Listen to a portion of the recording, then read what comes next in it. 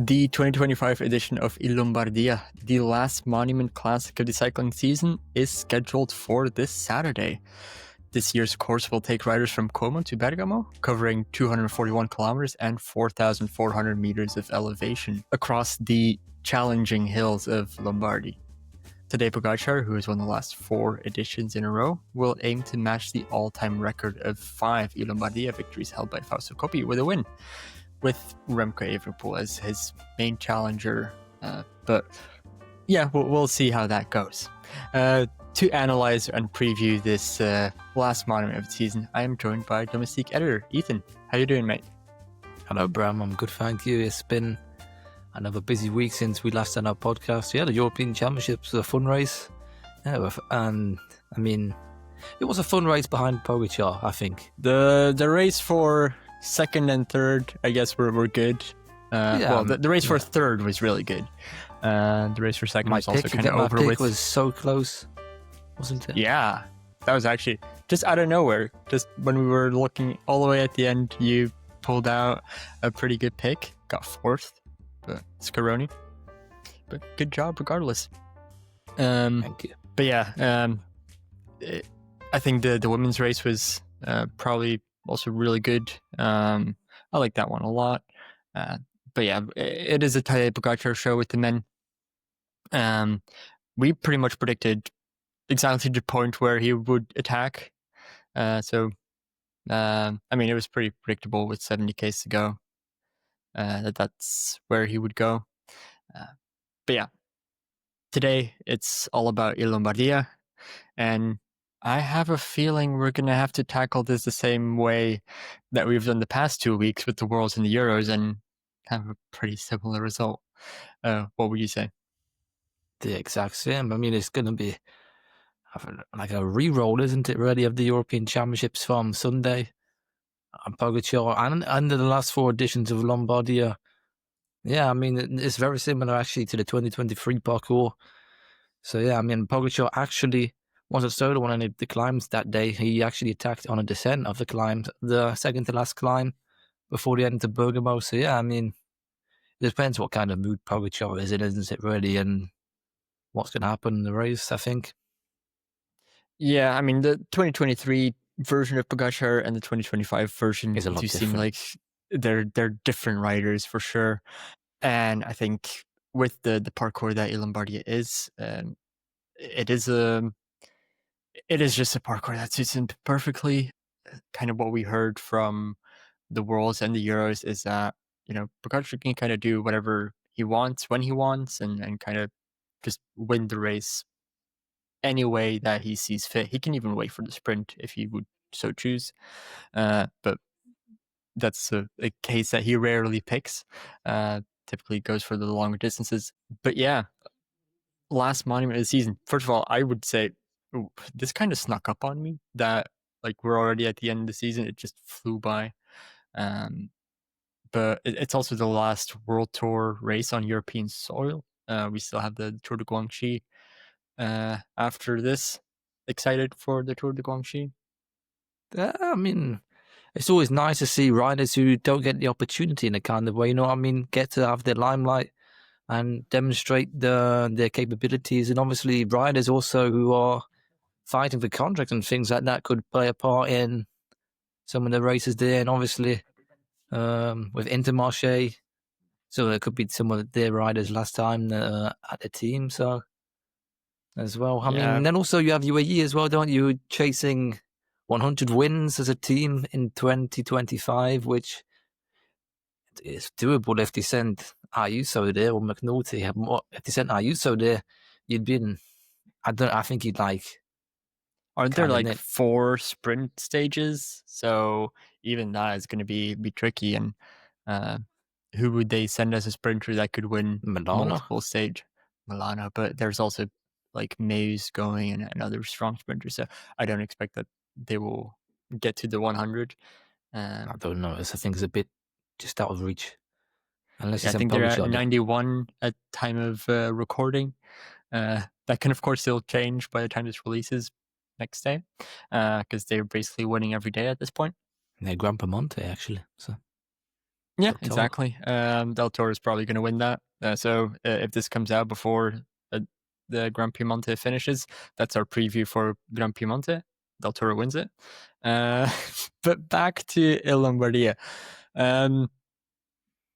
Okay, we can talk about Tadej Pogačar winning this for X amount of minutes, but let's maybe look at what the action is behind him to kind of figure out what else there is going on in this race. Yeah, I mean, Evenepoel. I don't know what Evenepoel does really. I mean, last time out in 2024, you seen him basically get too close to Pogacar and then complete, like, it's the same old story, isn't it?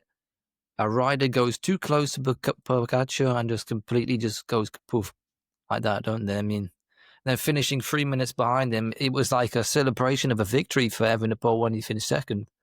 You may as well get to that point where you count it as a win, I think, because he's just too good. Yeah, like we've seen that in cyclocross as well for the past couple of years with Wout and Mathieu there. Finishing behind those guys, or if one of them's there behind them, then you can count that as a win. It's a loser mentality, but I mean, you got to at but least celebrate I think somewhat. the gap is now so significant that I mean it's normal to start thinking that way. I don't think Remco thinks that way in every of his Remco definitely interviews. doesn't. No, he still wants to catch up. Last year he did finish 3 minutes down. Then we look at Worlds, finished about a minute and a half Yeah, down, minute and something a like half. Yeah. that. And then in Euros, half a minute, although Pogacar definitely sat up in the last couple of kilometers. It was around the minute mark. So, he is getting closer compared to Lombardi from last year. But even then, yeah. Can he finish second here as well? Well, you probably expect him to finish second based on the European Championships. That course was actually a lot tougher than what people made out because of how backloaded it was. Actually, the climbing on that parcours was very, very tough. Actually, wasn't it? With the Val d'Enfer and things like that. But yeah, for Lombardia, I mean, the climb is. I don't think it's like kind of like a Remco climb. Really, I think it's quite steep for a long time. So, like 7%, that penultimate climb. I mean, It's hard. steep climb shouldn't particularly be a problem. Like he's won San Sebastian, which But it's just the length of it, I think, as well. Yeah, I mean there are longer climbs, specifically the last climb. I now forgot its name, the Passo di Ganda. Yeah, is that where the race gets decided for the win? Probably not. I don't know, I think maybe, yeah. I think Pogacar goes the climb before the Passo della Crocetta. But I mean, come on, he would. 80 Ks to go? That's a launch pad for him. Yeah, but I think Evenepoel at least podium? stays there. I think Evenepoel maybe stays with him on that climb, and then when they get to that climb there we mentioned before. Nobody stays with Pogacar if he actually goes. I think we've... Evenepoel Del Toro's done close. it. But... Yeah, I mean, Evenepoel was close in the European Championship, and then it was weird, wasn't it? Like, you had the helicopter shot, and then he was staying with him, and then all of a sudden, like, panned away, and then boom, he was gone. It was just... he does this thing where just, like, when he feels his legs are exploding or whatever, off, yeah. he just kind of gives a look behind to see where everyone else is, and then just lets the wheel go. It doesn't look like he's fighting to stay on the wheel. That's just appearance. He's probably putting everything he has into it. But just like other riders, you can really see, okay, they're struggling to hold on, and then they're dropping. Evenepoel doesn't do that. He just looks at his power meter and says, "No, this is what I got, and now I need to back off." It's a very different style of riding, and it's a very different style of getting dropped. Yeah, but for this race, yeah, I mean the steepness is going to be a problem. But I do see him coming second again. And you know what? It's his last race for Soudal Quickstep. Go out of a bang, isn't it? Really? Yeah, I would say so. And of course, he still has history with this race after his crash. In when was it? 2020 or 2019? 2020, yeah. Yeah. So this is always a special race for him that he deeply wants to win one day. But I mean, it would be quite a story, wouldn't it? I mean, from basically, I thought it was a miracle really that he's got away from that crash actually, and if you could go and win it one day, it would be quite poetic. And like in his head, is it like turning like a page in the book kind of thing, where like it's like a He already dark said that chapter? last year, that it was Yeah, kind of like a page getting turned, that he felt kind of vindicated from what happened back in 2020, that he just felt like, okay, he had turned that page. But winning it at the moment, with Pogacar's form, it has to be a year where Pogacar doesn't show up. And that's tough to say, but it's kind of like how Evenepoel's won his 2 Lieges. It was where Pogacar wasn't there at the finish line, or one where he didn't start. So I think that's kind of his problem with these monuments. well, actually, no, he did start in one, didn't he? Remember? Yeah, And but he then didn't reach the finish. yeah, and Yeah, he didn't reach the finish. He broke his hand, didn't he, or wrists? yeah. Yeah. Good. Beyond Pogacar and Evenepoel, obviously the 2 biggest names here, there is a pretty wide field of talent that does line up for a potential podium spot. Um, who would you call out as the main contenders?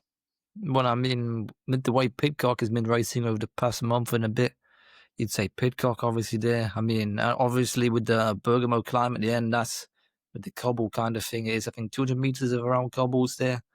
That's a proper Pidcock like effort climb, I think, as well. And also how flat they're running is. Pidcock obviously has a very good sprint. I'd say maybe it's a bit steep for Alaphilippe, like in terms of the distance of the climbs. Carapaz could be a nice one from far, and obviously Seixas as well. That would be a nice one after his European Championship third. The French fans absolutely adore him, which is quite cool to see for such a young guy. Imagine having the entire country on your back at that age. Yeah, I mean, in some ways, like a young Remco, a kind of similar age when they turned pro. Um, but yeah, come on, being third in the road race in the Euros at that age, behind these 2 guys, that's, I mean, he said it himself. It's a dream come true. But it also just goes to show that uh, there is talent coming up that can actually do something really exciting in the next couple of years. So it's not going to be another 4 or 5 years of just Pogacar. If Seixas keeps making steps like this, there's a definite challenger on the horizon. Not next year, but although who knows what he does in the off season. At that You age, never you know. I can mean, make a lot of progress in a very short amount of time. But yeah, the French fans can be extremely happy. and obviously with the investment that Decathlon are having in the team, obviously with the new, it's like shipping sponsor kind of thing, isn't it? I think they're pumping a lot of money together with Decathlon. So I mean, and they're bringing a lot of good talent to help like nurture him as well, and a good climbing team as well. I mean, it would be good to see a French cyclist like on the top again. I mean, the scenes you see is crazy, really. It's similar to when Gadu kind of came through as well. I mean, he had a lot of weight on his shoulders, didn't he? And it seems different kind of thing this time because Sexas kind of doesn't have an ego, it seems. Gadu does have like a little bit kind of thing, like he has a bit about him where you see it, don't you? With all the things that happened in the past with him. There's a lot of like unnecessary drama. And Sexas is minding his business, which is what you want from a young rider. Yeah, definitely. But yeah, of course, with the GC win Tour de l'Avenir, that just brings in a lot of eyes and a lot of hopes for the future. Basically, for every guy who's won the Tour de l'Avenir in the past 10 years, been pretty successful. Now I'm thinking of notable exceptions. Maybe there are some, but No, I all think pretty much everyone, yeah, has gone on to yeah, at least do something spectacular. yeah. Um, so you've mentioned Carapaz from long distance, but that's Pogacar's move, isn't it? So he would join him, or do you Join think him, he or would go maybe for? even longer distance. Join him or maybe spring a surprise. I mean, you seen it in the Giro when he got his stage wins. Just ridiculous, isn't it, really, the way he can attack like that.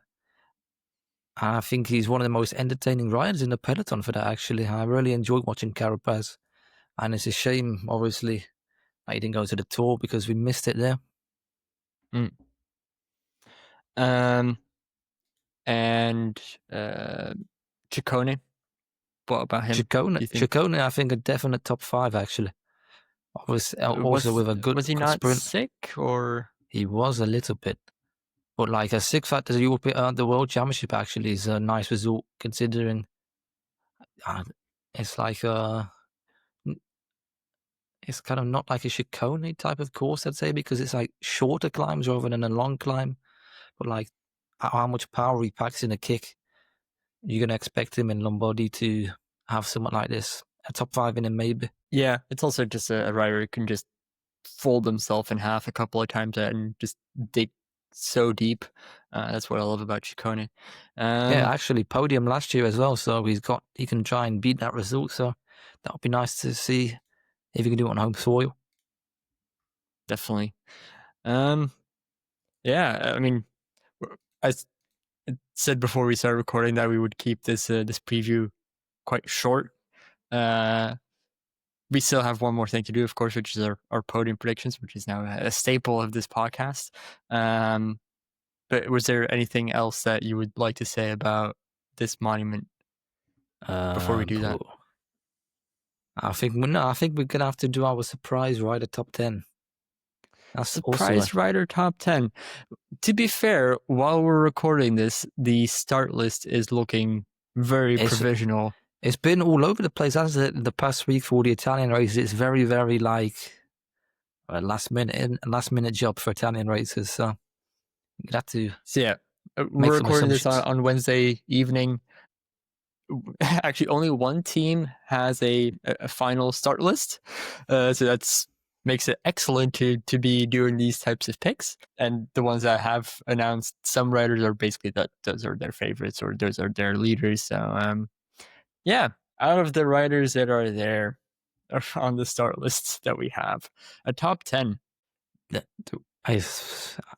thing is with Tom Scoins, everyone writes him off, and then it'd end up still like coming in the top 5. Imagine if Tom Scoins got a top 5 in Lombardy. That would be insane. That's entirely possible, considering what he did in the past 2 weeks with Worlds and Euros, both of them 5th place. So it's not even that surprising if he does that in Lombardy as well. If he did that, then wow, I think maybe he needs some protected leader status next season, even with all the incomings. I mean, yeah, but he kind of say that every year where like he just has these races where he locks in, and then there's huge periods of time where you don't see him, or where the results aren't there. But is that your pick for a surprise top 10 screens? Because I think that's not very surprising. You can be more spicy. No, I'm going to be boring and obviously say I know Tobias is 99% racing Lombardy, so I'm going Tobias Arne Johannesson top 10. It is an almost guarantee certain that he will do it because UNOX are fighting hard for UCI points. So I think he will easily get that.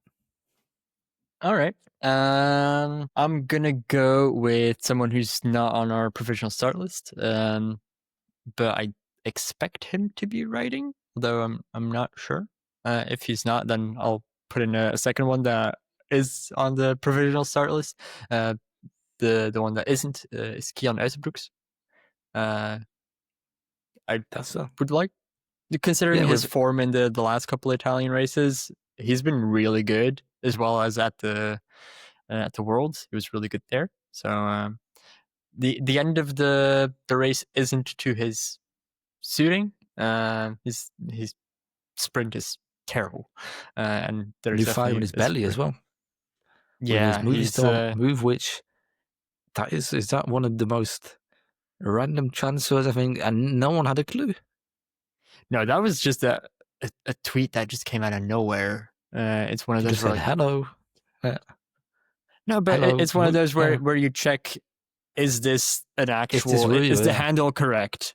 Or is it like a typo in the handle that it's actually a fan account or something? Which we've seen some people do in the past. But yeah, that one, just nobody saw that one coming. It's like the But I Pidcock think thing. he has a chance. It's like the Pidcock thing, isn't it? That's straight behind you. He goes, "What the like that?" Literally the exact moment when you see it, like what? I think I'm gonna say another name. He has a good bunch sprint on him now, and his cool set. He should have seen it in what was it? Trey Valley. He came ninth actually, which is very cool to see after him mentioning for the past 2 years he was working on his bunch sprint. So yeah, I'm supporting him for a top 10. That would be quite cool to see him get in the top 10. Sure. Obviously, Leave it the to you UCI to pick two points. UNOX guys. I mean, the UCI, no, it's not even a far stretch because, as we said before, how tight that battle is actually. And obviously, the Lotto and the Intermarché merger is going ahead, isn't it? So, pretty much. So, that battle between UNOX and Cofidis is an almighty one. And then UNOX kind of have it in the bag. I think 500 points isn't the difference. So, yeah, I mean, that's going to be quite and to be interesting. fair, like how is Cofidis gonna, try and close that gap? I don't see an opportunity for that straight away. So on the provisional starter list for this race, they have Dylan Teuns and Simon Carr. Dylan Teuns can do a good race, but I don't see him land in the top 10 here. On and off Aaron Buru, actually. Maybe you can take an Aaron Buru top 10 if he is actually there. But yeah, I mean, it's a bit bleak for them, isn't it? The outlook. Yeah, I don't see it happening. No, I don't see them overturning 500 points in the near future. So, no, with the races that are left, I don't see it happening. But I was gonna give a name that was on the provisional start list that I could also see top 10, and I am gonna go with I'm actually gonna should I stay with, you know what, Ben O'Connor? That's not even that crazy of a pick. That's not a bad one, no. I think that's not bad. Yeah, it seems like a safe, weird pick. But the issue is, though, if he always just goes like a madman attack, like he usually does, and goes and goes poof. So yeah, but I think he's gotten some experience, I hope, by now of not trying to do that, and just try and maximize his result. But yeah, like this type of racing is good for Ben O'Connor. Yeah, I mean, it suits his style of rider a lot. Yeah, definitely. All right, podium predictions. Let's go. I'll leave the honor to you to pick. They're going to be boring, aren't we? Pogačar first. We're not trying to drag this out here. I'm going to go Evenepoel second. And then you'd probably say a safe bet is probably Del Toro third, actually. Considering he's currently not on the start list.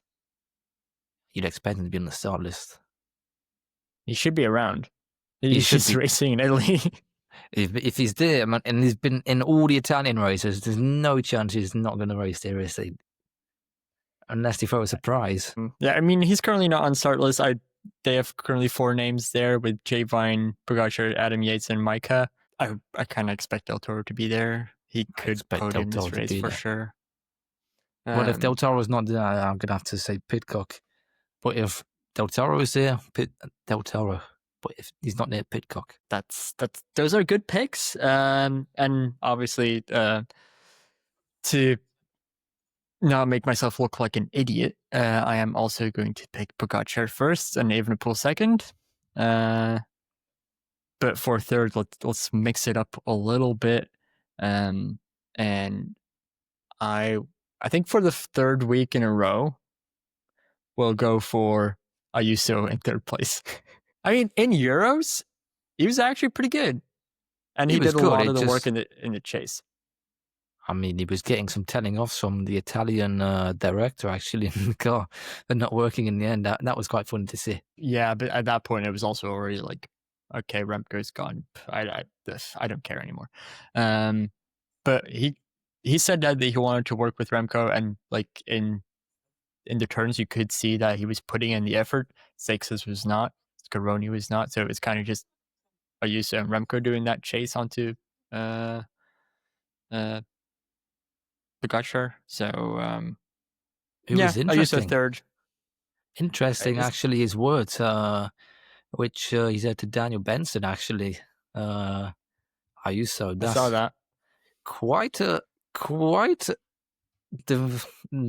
to say, isn't it? He really does not like UAE at this moment, which is like No, and for reference, this is also an article that we have on domestiquecycling.com, where he said it was small things after each race, but even as far as back as the Vuelta in 2013, I was already thinking then if I had the chance to leave, I would look at it. But every time I even slightly brought it up with management, the response was always no. I felt like leaving was really far off possibility, so tried to make the best of it. Didn't they like also force him to sign an 8-year contract as well? All he wants to send into is like his goals, which is quite mad in a way. Yeah, I mean, there's like stuff happened there that we'll probably either never know, or Ayuso, once his contract really ends, he will be very open about, because he's not holding back in his criticism and exposing all the stuff that's going on. But yeah, for Lombardy, I do think that he could finish top three. A lone wolf. He's just on good form. Lone wolf, like if it goes to like a mano a mano kind of situation, you'd expect Ayuso to be one of the minimum top fives in that situation. If he's on the form, obviously. In Italy, he didn't have the best of luck before, where it was what could go wrong went wrong for him at the Giro. I mean, that was like London buses when he arrived. They come in and 2s and 3s, a crash, then a bee sting on like his eye. Yeah, I mean, to be fair, like Ayuso is also still not confirmed for the start list, and to be fair, I'm not sure if he's going to race. It's actually something important. If he doesn't race, I will. You've put him in your preview that you wrote, so Ayuso will be there. If they're bringing Pogačar, Del Toro, and Ayuso, come on, it's begging for trouble. I'm sure don't Ayuso was on the start list the other day, the provisional one actually. Okay. Took him off. This is tough. You know what? I'm gonna steal your pick from last week. I'm gonna pick Ciccone. That's not a bad one, because he can survive that short punch, and then also kick as well. And he can his climbing is insane, really. You know, it got a lot better this year, which is like the jump up is like what he was doing at the Giro was already really impressive. But like what he's doing at the Euros, just like, okay, I did not expect him to like be able to follow all of those attacks from Seixas, which dropped Ayuso. So he was out climbing Ayuso at that point. It's kind of crazy. Yeah, I mean, Astana, that's what Astana does to you, man. The Astana power. It's not Astana power. I mean, the reformed Astana in 2025 it does give them some power. It's quite weird how momentum works. You get one result and then it's like it just flows, doesn't it? That is very true. Although we're kind of all the way at the end of this preview. I will say that currently the Astana team only has 16 signed riders for next year. But I mean, they have the financial backing to go on to another rebuild, don't they? But I mean, they're going into the World Tour. They're gonna get some extra money. But now, at 16 signed riders, that's a good point. Yeah, that's a very low amount considering the effort that they put into 2025. That's a good. I don't think no one's ever mentioned, have they, on like social media and things like that? What did they do? I don't know. I mean, are they just kind of waiting for, because you have Total Energy folding, you have Intermarché. Okay, a lot of riders have to. Okay, likely go into Marché. They'll probably. I mean, So there's a lot of teams kind of disappearing. So maybe they're Biniam just kind of going like, all okay, in we'll on Bini. wait. I think for them, maybe. That'd be huge. I mean, I there are think of course the rumors that Bini has a deal with Premier Tech. Yeah, 16 signed riders so far for 2026. Well, what's happening there? Maybe you can write a piece on it, and then this is actually that's actually a very interesting thing. I mean, I don't know. I guess you're just going to rely on all the Kazakh riders maybe coming in from the development team. I guess. Oh, that could be, but none of those have been announced yet. But yeah, they might just hold off on announcements for a very long time and kind of keep this transfer market confusing for a lot of people and uncertain. There's not many other riders available, which is, but I don't know. It also means that 14 riders from Astana currently are leaving the team or do not have a contract yet for next year. Unless they've not announced, unless they're saving it. I mean, so 3 of them are confirmed to leave, and then there are 11 that are uncertain. They have not. Yeah, it's not even like what Bulls doesn't have a contract yet for next year. So Vinokurov is retiring, so he's actually also one of the people that are confirmed. But yeah, surprise topic at the end of this Lombardia preview. What's happening at Astana for next year? Not the area of conversation I thought we would end up on at this podcast, but I'm sure that Ethan will try and figure it out and write a piece on it, and you can go find that at domestiquecycling.com in the next couple of days. How about that? Yeah, we're actually going to take a look at that. I think is quite a mystery. All right. Well, that's a good cliffhanger to end this podcast on, and good way to send some traffic to our website. I want to thank you all for listening and watching. And if you want to put your podium predictions in the comments, that's great. We always love looking at those. If you want all the cycling news updates, you can sign up for our WhatsApp service in the description. And yeah, enjoy the last monument of the season. We'll talk to you soon, and bye-bye. Goodbye, guys.